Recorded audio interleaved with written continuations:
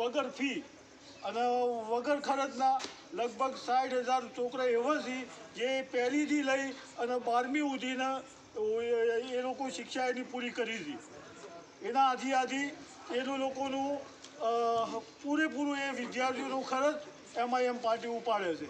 એઓનું ચોપડીઓ, દફતર, એઓના બૂટ, મોજા, એઓનો ડ્રેસ, એઓનું ખાવું પીવું આ બધું ખર્ચ એ MIM પાર્ટી કરે છે. એના વગર એઓની કોલેજો છે, મેડિકલ કોલેજો છે, પછી એન્જિનિયરિંગ કોલેજો છે અને અકબરુદ્દીન ઓવૈસી સાહેબ એ કણે બહુ સારું કામ કર્યું છે કે અગર કદી કોઈ હૈદરાબાદ જઈને જોવે તો એની ઓછો ફાટી જાય.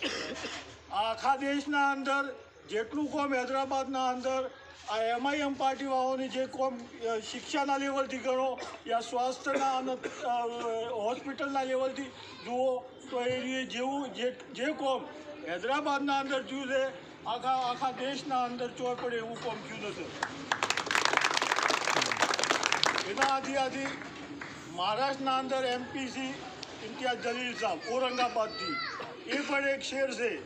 MIMની પાર્ટી જે છે એના જે પણ MLA છે કે જે પણ MPA છે એકદમ શેરની તરહ દહાડી હતી. સંસદના અંદર દહાડી હતી, વિધાનસભાના અંદર દહાડી હતી.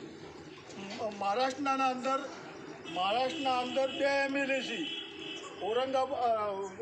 માલીગાંવથી છે એક મુફ્તી ઇસ્માઇલ સાહેબ અને ધુલિયાથી છે ડૉક્ટર ફારૂક સાહેબ. આ 2 છે MLA. તો એ પણ હમણાં માલીગાંવના અંદર પણ સારું કોમ થયું, વિકાસનો કોમ છે. આ વખત 2019 કે 20ની જે બિહારના અંદર વિધાનસભાની ચૂંટણી થઈ, MIM પાર્ટીને 19 સીટો ઉપર ચૂંટણી લડી હતી. એના અંદરથી 5 સીટો આવી છે.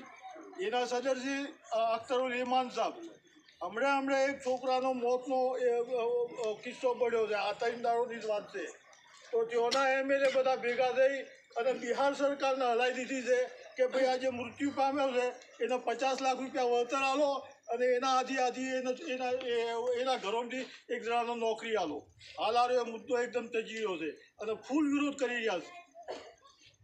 આખી વિધાનસભાના અંદર પહોંચી અને પહોંચે એવા માહોલ છે કે આખી વિધાનસભાને ગજવી છે. નીતિશ કુમારે યુવાના અમે અઢી છે પરા જે ભાજપના અને એ લોકોની જે ગઠબંધન છે એના અંદર એ હલી ગયા છે.